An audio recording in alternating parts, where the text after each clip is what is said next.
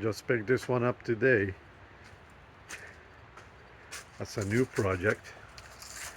A Yamaha IT175, a 1979 model.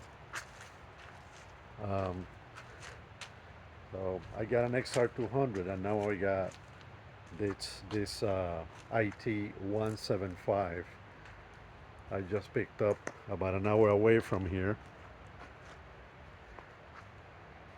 and this is just the beginning of a brand new project.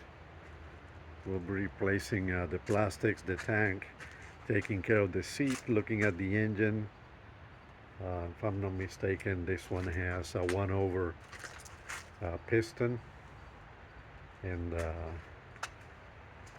it has 2,200 miles on the odometer.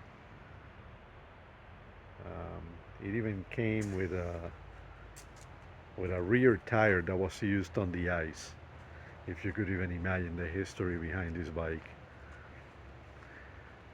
So Yamaha IT175, and we'll see what we can do with it, considering I will be taking it out